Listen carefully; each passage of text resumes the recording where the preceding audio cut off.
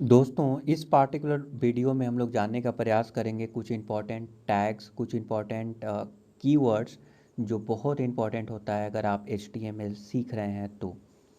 Okay, तो HTML के कुछ टर्मिनोलॉजी को हम लोग समझेंगे ताकि अगर आप कोई भी ट्यूटोरियल फॉलो करते हैं तो बड़े आसानी से आप समझ सकते हैं। तो दोस्तों, HTML में जो कुछ भी यहाँ पे देखते हैं वो टैग के फॉर्म में होता है। टैग होता है, एट्रीब्यूट्स होते हैं, एलिमेंट होते हैं। ओके, तब ये सारे टर्म होते क्या हैं, ये अपने आप में बहुत कंफ्यूजिंग भी कभी कभी लगता होगा आपको। और इंटरव्यू भी अगर आप देते हैं तो इस टाइप के क्वेश्चंस आते रहते हैं। तो चलिए देखते हैं। तो दोस्तों, होता क्या है कि मान लीजिए कि हम HTML यहाँ पे लिख रहे हैं, लेट से HTML। तो HTML को हम यहाँ पे ओपन करेंगे, क्लोज करेंगे। अब ऐसा क्यों? क्योंकि ये सिंटैक्स है एक टाइप का। अगर हम नहीं लिखेंगे तो क्या काम नहीं होगा? होगा, but it's a best practice. आप HTML के अंदर रैप करके HTML लिख सकते हैं। अब ये सारे जो इन्फॉर्मेशन जो हैं क्यों इम्पोर्टेंट हो जाते हैं? क्योंकि मान लीजिए कि वेब पेज आप जैसे तैसे करके बना दिए। ओके, मान लीजिए कि आपको इनपुट फील्ड एक चाहिए। इनपुट फील्ड मीन्स वहाँ पे कुछ टाइप कर सकते हैं, तो उसके लिए इतना सारा कोड लिखने की ज़रूरत भी नहीं है। सिंपल इनपुट वाला टैग लिख दीजिए, आपका काम हो जाएगा। बट एक स्ट्रक्चर और एक पैटर्न में अगर आप कोड को लिखते हैं तो ब्राउज़र बड़े आसानी से उसे समझ सकता है। और जो यूजफुल इंफॉर्मेशन होता है in the form of like, मान लीजिए SEO के पर्पज़ से ही देख लीजिए, तो वो भी मिल जाता है। ओके, तो ये हो गया HTML। तो ये दोस्तों ऐसे लिखना पड़ता है, HTML ओपन किए, क्लोज किए। अब सबका ऑलमोस्ट ऐसा ही है। अब कुछ टैग ऐसे होते हैं जो सेल्फ क्लोज होते हैं, उन्हें क्लोज करने की आवश्यकता नहीं है। But most of the tags जो होते हैं ओपन करना पड़ता है एंड क्लोज करना पड़ता है। तो ओपन को बोलेंगे हम लोग ओपनिंग टैग और क्लोजिंग टैग। और पूरे इन सारे दोनों को मिला देंगे तो इसको बोलते हैं HTML एलिमेंट। नाउ HTML के अंदर होता है यहाँ पे हेड। अब ये हेड क्या है? दोस्तों, आपने नोटिस किया होगा कि ये यहाँ पे गूगल लिख के आ रहा है, ये लोगो आ रहा है। तो ये कहाँ से आ रहा है? तो दोस्तों, ये सारे चीज़ें हेड में लिखे हुए, देखिए ये हो गया HTML। अब HTML का कुछ और स्पेसिफिक यहाँ पे, अभी यहाँ पे जैसे नोटिस कर रहे होंगे आइटम टाइप, ये क्या है? एट्रीब्यूट है।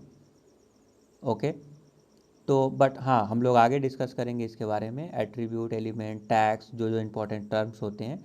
बट अभी के लिए आप देखिए, HTML के अंदर हेड होता है, हेड के अंदर बॉडी होता है।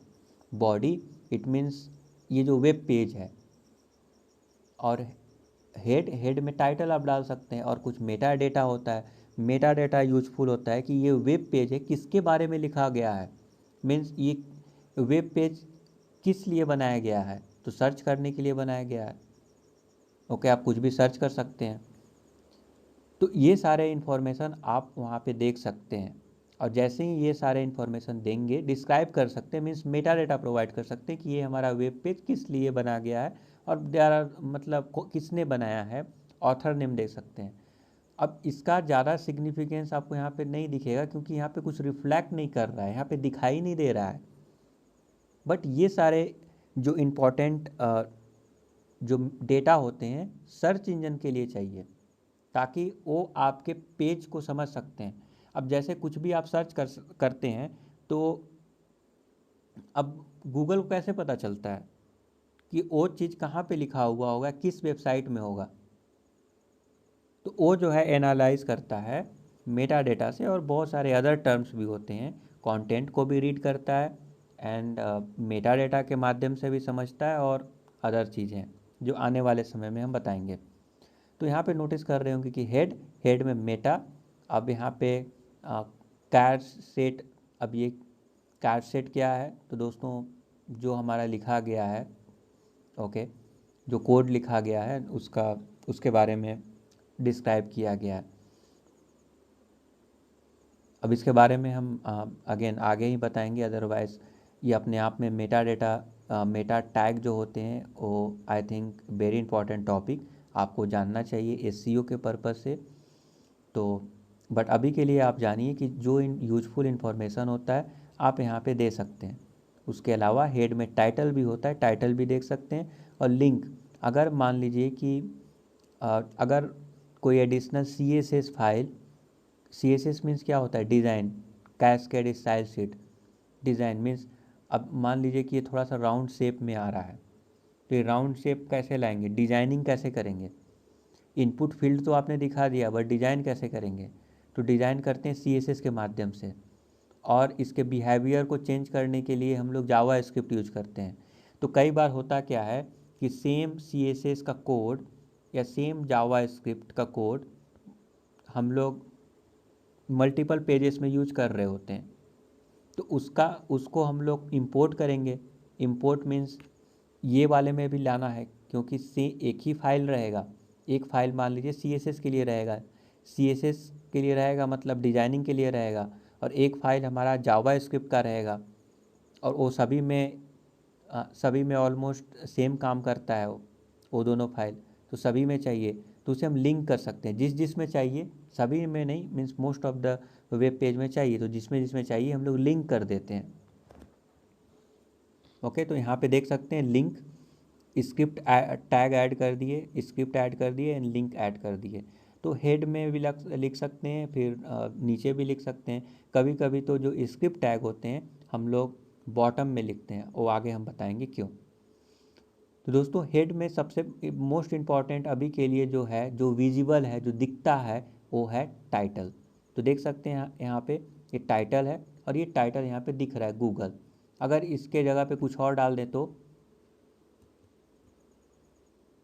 कुछ और डाल दे तो देखिए मैं JHG डाल दिया, यहाँ पे चेंज हो गया। तो उसी टाइप से जो यहाँ पे टाइटल डालना चाहते हैं डाल सकते हैं। तो इसका बेस्ट प्रैक्टिस कि आप हेड में लिखें। यहाँ पे हम टाइटल डाल देते हैं, टाइटल डाल दिया। अब टाइटल में हम डाल देते हैं लर्न HTML। बहुत सिंपल। अब हम इसको देखना चाहते हैं कि अभी ये वेब पेज कैसा दिख रहा है, तो चलिए देख लेते हैं। बहुत आसान है। मैं गया यहाँ पे, मैं सेव किया था, और मैं इस पर डबल क्लिक करता हूँ। डबल क्लिक कर किया तो यहाँ पे LERN, स्पेलिंग गलत है, तो हम लोग स्पेलिंग सही कर देते हैं। लर्न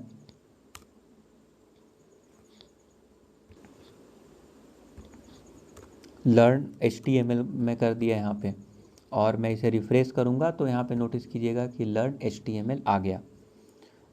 तो टाइटल ऐसा चीज़ है जो हेड में लिखते हैं और ये विजिबल होता है। ओके, आप देख सकते हैं टाइटल। टाइटल के बाद हो जाता है बॉडी। अगेन बॉडी को हम लोग ओपन करेंगे एंड क्लोज करेंगे, तो यहाँ पे हम लोग बॉडी लिख देते हैं। बॉडी को हम लोग ओपन किए एंड देन क्लोज किए। तो ये जो ओपनिंग है इसको बोलते हैं opening tag and closing tag, इसको बोलते हैं टैग। HTML का ये बॉडी टैग है। अब बॉडी के अंदर क्या लिखते हैं, तो दोस्तों ये जो वेब पेज है अभी बहुत ही ब्लैंक दिख रहा है, यहाँ पे कुछ भी नहीं दिख रहा। तो यहाँ पे हम कुछ लिखना चाहते हैं, तो हम लोग लिखने के लिए बॉडी के अंदर लेट से टाइटल दे देते हैं, हेडिंग दे देते हैं। तो हेडिंग के लिए हम लोग H1 लिख सकते हैं। तो H फॉर हेडिंग। ओके, अब हेडिंग का भी लेवल होता है, एक बड़ा वाला हेडिंग, छोटा वाला हेडिंग, उससे छोटा वाला हेडिंग। तो H1 H2 H3 ऐसे करके आप हेडिंग भी लिख सकते हैं। तो हेडिंग में हम यहाँ पे लिख देते हैं कि I am in body. Simple. तो तो दोस्तों आपने यहाँ पे देखा होगा कि आई एम इन बॉडी, यहाँ पे मैं लिखा और मैं इस पेज को रिफ्रेश करता हूँ। लेट्स सी कैसा दिखता है। देखिए आई एम इन बॉडी ऐसा करके आ रहा है यहाँ पे। तो जो आप यहाँ पे लिखेंगे बॉडी के अंदर, वो एग्जैक्टली बॉडी के अंदर मीन्स जो पेज है वो यहाँ पे ऐसे करके देखने को मिलेगा। अब ऐसा ज़रूरी नहीं है कि आप बॉडी के अंदर लिखेंगे तभी देखने को मिलेगा। अगर हम सब कुछ अगर हटा दें और हम इसको सेव करते हैं और अभी चेक करते हैं, कैसा दिखे। तो दोस्तों अभी भी दिख रहा है, तो ऐसा नहीं है कि आप बॉडी के अंदर ही लिखेंगे तो दिखेगा, बट मैं बोल रहा हूँ ये बेस्ट प्रैक्टिस है, आपको ऐसे ही लिखना चाहिए। जब भी आप किसी भी प्रोजेक्ट में काम करेंगे तो एक बेस्ट प्रैक्टिस हम लोग फॉलो करते हैं। कोई भी डेवलपर है, कोई भी कंपनी है या कोई भी टीम है, वो बेस्ट प्रैक्टिस फॉलो करते हैं, not in HTML but other languages में भी। ओके, अब अगेन अब इसके एडवांटेज यही है, आप बोलेंगे कि फिर ऐसे क्यों नहीं लिखते थे हम लोग, बॉडी वॉडी ये सब क्यों लिखते हैं। तो दोस्तों ये जो इंस्ट्रक्शन है, जो ये सेट्स है, जो जो फॉर्मेट्स हैं, वो हम ब्राउज़र को बताते हैं ताकि कई सारे चीज़ें जो सर्च इंजन है बड़े आसानी से उसे समझ सकता है। तो ये ब्राउज़र के लिए कुछ इंपॉर्टेंट इन्फॉर्मेशन भी देना ज़रूरी होता है। अब बट ये थोड़ा सा फ्लेक्सिबल है, नहीं देने से भी काम चल जाता है, बट फिर भी देना चाहिए। तो तो आपने समझ गया बॉडी क्या होता है, ये तो होता है टैग, एंड जो ओपन हुआ एंड जो क्लोज हुआ और ये सबको मिला देंगे इसके अंदर वाले पार्ट को भी, तो ये हो गया एलिमेंट, HTML एलिमेंट, याद रखिएगा। तो ये H1 H2 open close and then ये जो कंटेंट दिख रहा है इसके अंदर का, ये हो गया एलिमेंट। ठीक है, तो अगर आप HTML एलिमेंट अगर कोई बोल रहा है तो आप बड़े आसानी से समझ सकते हैं कि HTML एलिमेंट का मतलब है कि ओपनिंग एंड क्लोजिंग के अंदर भी जो चीज़ें हैं सब कुछ, सबको पूरा मिलाकर। बट दोस्तों कभी कभी होता क्या है कि अब मान लीजिए पैराग्राफ नेक्स्ट ले लेते हैं, तो पैराग्राफ को हम लोग यहाँ पे ऐसे लिखते हैं P। अब ओपन करेंगे क्लोज करेंगे, क्योंकि ये क्लोज करने वाला टैग है, उसको ओपन करते हैं तो क्लोज करना पड़ता है, यही पैटर्न है, एक टाइप का सिंटैक्स है, आपको याद करना पड़ेगा ये सारे चीज़ें। अभी आपको लग रहा होगा ये टफ है, बट दोस्तों नेम से ही समझ में आ जा रहा है। और आप web page, multiple web page बनाएंगे रेगुलर बेसिस पे, तो ये तो जुबान पे आ जाएगा, आपको ऐसा नहीं लगेगा कि इसको याद करना पड़ रहा है। अब यहाँ पे P4 क्या है, पैराग्राफ। ओके, मीन्स ये टैग है, नॉर्मल टैग है, और यहाँ पे लिख देते हैं I am paragraph, something like that. अब हम इसको यहाँ पे एक बार चेक कर लेते हैं, इसको रिफ्रेश करेंगे तो देखिए आई एम पैराग्राफ करके आ रहा है। अब दोस्तों कभी कभी होता क्या है कि ये जो आ रहा है ना, ये रेड कलर का आना चाहिए, तो हम लोग स्टाइल यूज करते हैं। सपोज दैट कुछ, अगेन इसको CSS भी बोलते हैं, बट इसको इनलाइन स्टाइल बोलते हैं, इनलाइन CSS भी बोल सकते हैं। स्टाइल क्या, स्टाइल लिखे और कलर लिख देते हैं। ठीक है, कलर लिख देते हैं, कलर कौन सा, रेड, रेड कर देते हैं, मैं रेड कर दिया, और इसको सेव करके, और मैं जैसे ही इसे रिफ्रेश करूँगा तो ये रेड कलर का शो हो रहा है। तो दोस्तों हुआ क्या, यहाँ पे आपने कलर रेड कर दिया, तो इसको जो बोलते हैं ना, इसे बोलते हैं एट्रीब्यूट। ये जो 3 कीवर्ड है, बस 3 ही इंपॉर्टेंट कीवर्ड है, मोस्ट ऑफ द चीज़ें आपको समझ में आने लगेगा। टैग, ये एट्रीब्यूट, एंड देन ये जैसे स्टाइल एट्रीब्यूट है, अब स्टाइल के जैसे मल्टीपल एट्रीब्यूट हैं। स्टाइल ही अपने आप में, अब कोर्स स्टाइल तो एट्रीब्यूट है, बट हम लोग यूज करते हैं क्लास। ठीक है, मान लीजिए कि मल्टीपल पैराग्राफ है, तो एक पार्टिकुलर पैराग्राफ को हम लोग क्लास में डिवाइड कर सकते हैं कि सपोज क्लास, कुछ पैराग्राफ क्लास A से बिलोंग कर रहे हैं, कुछ B से बिलोंग कर रहे हैं, कुछ C से बिलोंग कर रहे हैं।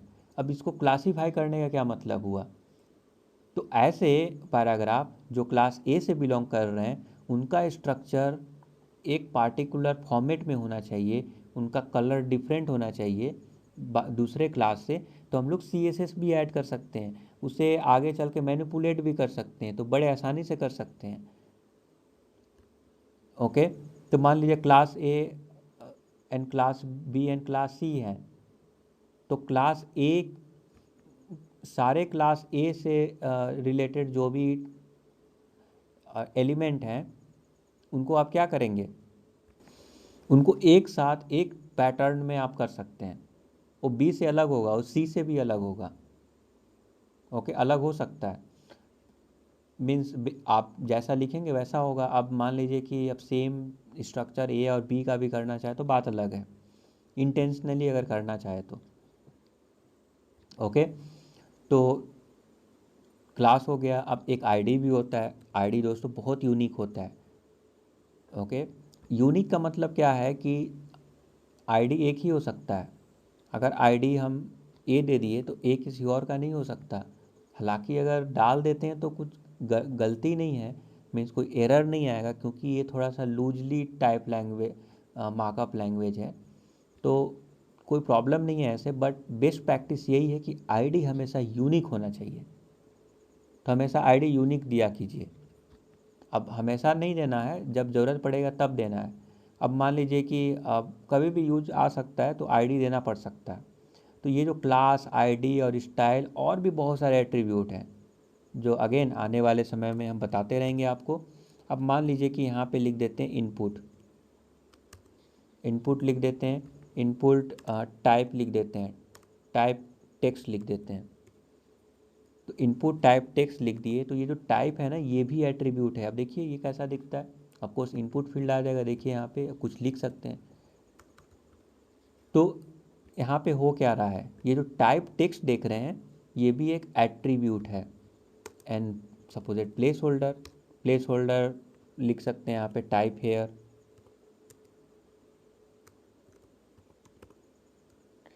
समथिंग यहाँ पे लिख सकते हैं। अगर आप रिफ्रेश करेंगे तो दोस्तों यहाँ पे देखिए टाइप हेयर प्लेस होल्डर आ रहा है। तो ये सारे एट्रीब्यूट हैं। अलग अलग जो टैग्स होते हैं उनके अलग अलग एट्रीब्यूट हो सकते हैं। कुछ एट्रीब्यूट एक स्पेसिफिक टैग में ही वर्क करेगा जो उसका रियल पर्पस है। तो दोस्तों कुछ इस प्रकार से आप समझ सकते हैं टैग क्या है, एट्रीब्यूट क्या है और एलिमेंट क्या है। और ये टर्म बहुत इंपॉर्टेंट है अगर आप HTML सीख रहे हैं तो, क्योंकि अगर कोई भी ट्यूटोरियल ब्लॉग आप फॉलो करते हैं तो बड़े आसानी से आप समझ जाएंगे। तो अगेन एक बार मैं रिपीट कर देता हूँ, डॉक टाइप मतलब वर्जन, आप वर्जन स्पेसिफाई कर सकते हैं। HTML मतलब HTML का कोड यहाँ से स्टार्ट होता है, तो आप ये सिग्नल आप दे सकते हैं। एंड देन हेड मीन्स जो भी मेटा इन्फॉर्मेशन है, मेटा डेटा का इन्फॉर्मेशन है वो हेड के अंदर लिख सकते हैं। बॉडी मीन्स आपका जो रियल कंटेंट होगा यहाँ से स्टार्ट होने वाला है, तो ये हो गया बॉडी। एंड देन दोस्तों बॉडी के अंदर ओपनिंग टैग होता है, क्लोजिंग टैग होता है, कुछ सेल्फ क्लोज टैग होते हैं जैसे HR। Suppose that horizontal line देना है तो हम हॉरिजॉन्टल लाइन दे सकते हैं HR, और हम जैसे रिफ्रेश करेंगे तो देखिएगा एक लाइन आ गया। तो इसको क्लोज नहीं करना पड़ता है। तो कुछ ऐसे भी टैग हैं, बट कुछ ऐसे टैग है जिसे क्लोज करना पड़ता है। एंड देन टैग को हम लोग ओपन और क्लोज सबको अगर कंबाइन कर दें, मीन्स मान लीजिए कि ये P टैग है, ओपन हुआ क्लोज हुआ, उसके अंदर कंटेंट भी है और स्टाइल एट्रीब्यूट भी है, तो इन सबको मिला देंगे तो एलिमेंट बन जाएगा ये। ठीक है, तो ये एलिमेंट हो गया। एलिमेंट जो है एट्रीब्यूट एंड टैग को मिलाकर होता है, ओपनिंग टैग, क्लोजिंग टैग अगर क्लोजिंग टैग है तो, और एट्रीब्यूट सबको मिलाकर हम लोग एलिमेंट बोलते हैं। और ये जो स्टाइल है, जो क्लास है, जो आईडी है, इसे हम लोग बोलते हैं एट्रीब्यूट। दोस्तों बट स्ट्रक्चर इसका देख रहे होंगे, ये जो है एक ट्री लाइक स्ट्रक्चर दिख रहा होगा।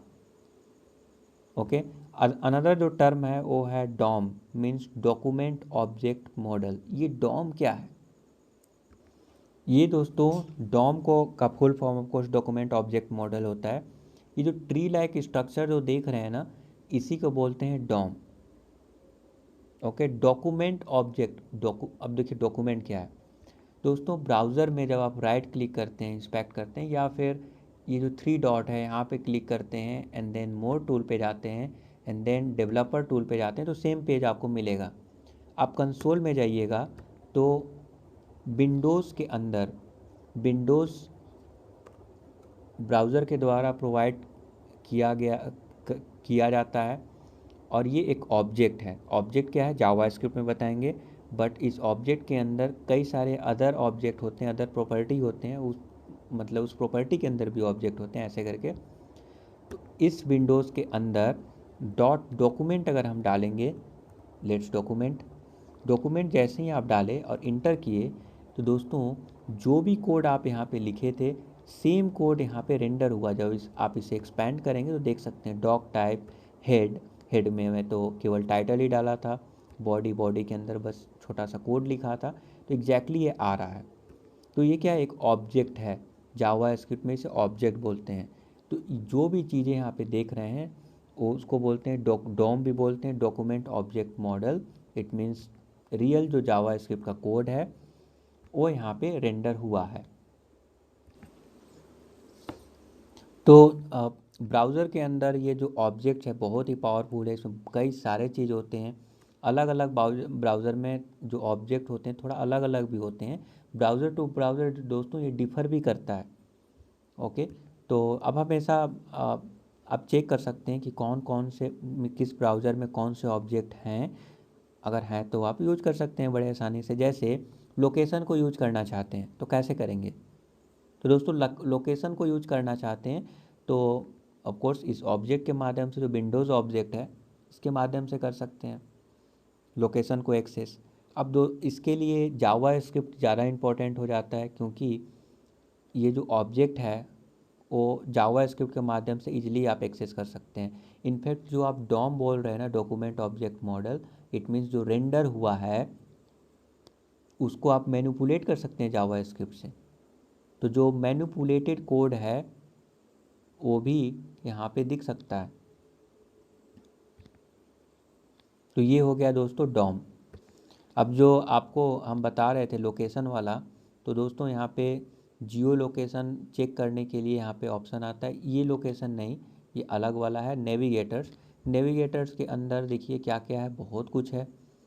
अगर मैं आपको यहाँ पे दिखाऊं तो ऑफकोर्स नेविगेटर के अंदर लोकेशन भी होना चाहिए। नेविगेटर मैं इसे ओपन किया तो क्लिप बोर्ड है, एंड देन लैंग्वेज है, और यहाँ पे प्लेटफॉर्म है, मीन्स विंडोज़ 32 यूज कर रहे हैं तो विंडोज़ से रिलेटेड यूएसपी, अगर यूएसपी डाले हैं तो उसको भी एक्सेस कर सकते हैं। और यहाँ पे अदर चीज़ें भी हैं, लाइक जियो लोकेशन भी होना चाहिए। जियो लोकेशन देखिए, तो आप लोकेशन भी यूज कर सकते हैं। तो अब इसके बारे में डिटेल में हम बताएंगे, अदरवाइज़ अभी आपको समझ में नहीं आएगा। आप अभी के लिए इतना ही जानिए कि ये जस्ट एक ऑब्जेक्ट है, इसको हम लोग यूज कर सकते हैं ज़रूरत पड़ने पे, और हम लोग जावा स्क्रिप्ट में यूज करते हैं। बट हाँ, डॉम जो है यही है जो रेंडर हुआ है, जो ट्री लाइक स्ट्रक्चर आप यहाँ पे देख रहे हैं इसी को बोलते हैं डॉम। अब दिख तो रहा है HTML की जैसा है, जो आप लिखा था वही दिख रहा है, उसी को मान लीजिए ये हो गया डॉम। बट डिफरेंस बस यही कि ये ऑब्जेक्ट के फॉर्म में है। जैसे अब ये विंडोज़ डॉट डॉक्यूमेंट की तो ऑब्जेक्ट है। दोस्तों मैं यहाँ पे क्विकली जावा स्क्रिप्ट का कोड लिख कर आपको दिखाता हूँ कि अगर मैनिपुलेट करेंगे तो फिर कैसे करेंगे। तो मान लीजिए कि आईडी ए है, इसे हम मैनिपुलेट करना चाहते हैं, तो हम यहाँ पे एक स्क्रिप्ट टैग लिखेंगे। स्क्रिप्ट टैग क्या होता है? जावा स्क्रिप्ट के कोड को लिखने के लिए हम लोग स्क्रिप्ट टैग यूज कर सकते हैं, इसके अंदर जावा स्क्रिप्ट का कोड लिख सकते हैं। अब ये तो हो गया इंटरनल जावा स्क्रिप्ट। अगर एक्सटर्नल जावा स्क्रिप्ट अगर लिखना चाहते हैं तो क्या करेंगे कि एक फ़ाइल बनाएंगे, जिसका फाइल का जो एक्सटेंशन होगा, जैसे यहाँ पे HTML है उसका होगा JS। जैसे फाइल का नेम कुछ भी हो सकता है, test.js भी हो सकता है, और उसे हम लोग इंक्लूड भी कर सकते हैं। अगर इसमें इंक्लूड कर लेंगे तो वो चीज़ें जो भी कोड वहाँ पे लिखे थे वो सब यहाँ पे आ जाएगा।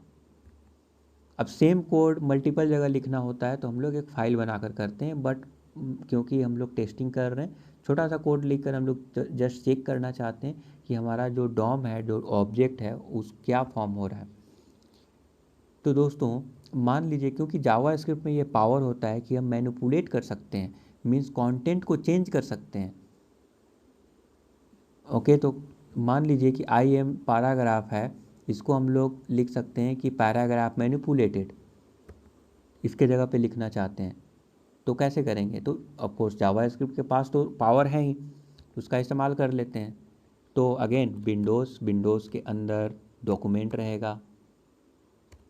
अब इसको एक यूज कैसे करेंगे? ऑफकोर्स मुझे इसको मैनिपुलेट करना है तो पहले इसे सिलेक्ट तो करना पड़ेगा, यहाँ तक आना तो पड़ेगा, तभी तो इसे मैनिपुलेट करेंगे। तो आएंगे कैसे?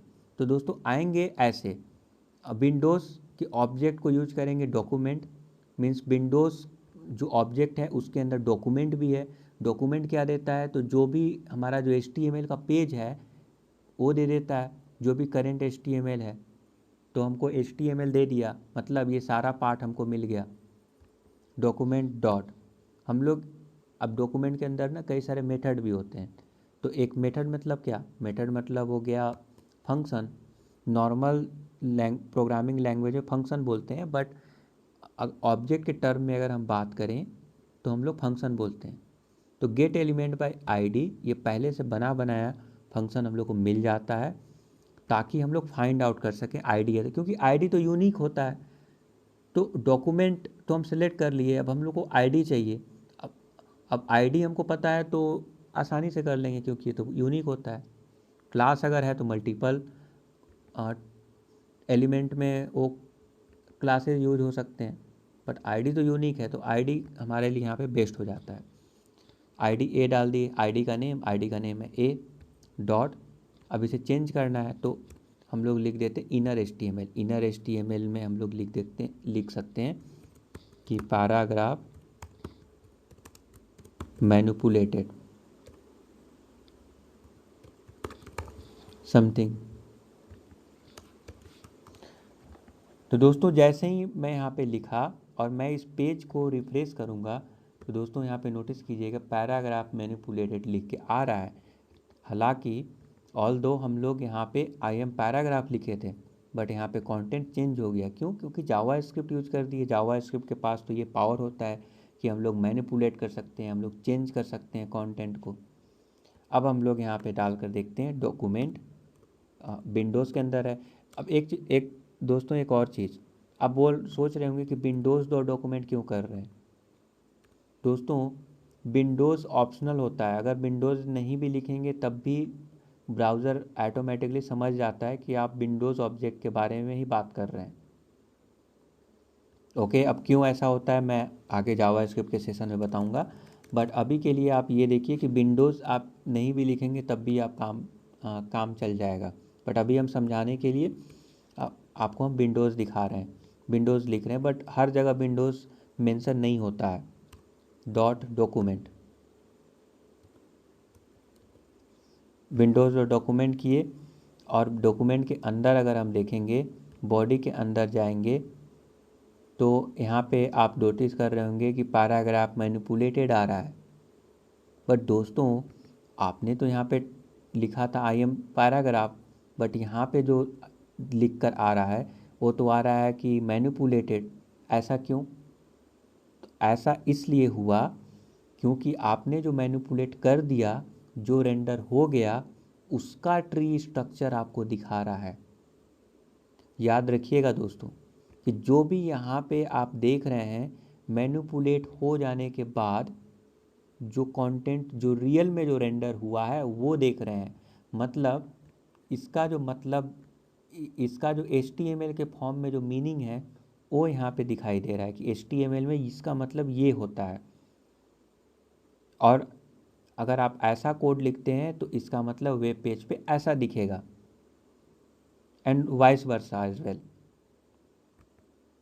ओके, तो यहाँ पे ज़रूरी नहीं है कि जो कोड आप इस HTML में लिख रहे हैं उसी के माध्यम से कुछ हो, अलग भी हो सकता है। क्योंकि पैराग्राफ मैनिपुलेटेड यहाँ पे आ रहा है, बट यहाँ पे तो लिखे थे आप आई एम पैराग्राफ, क्योंकि जावा स्क्रिप्ट है ना, जावा स्क्रिप्ट ये कोड रन हुआ, फटाक से चेंज कर दिया।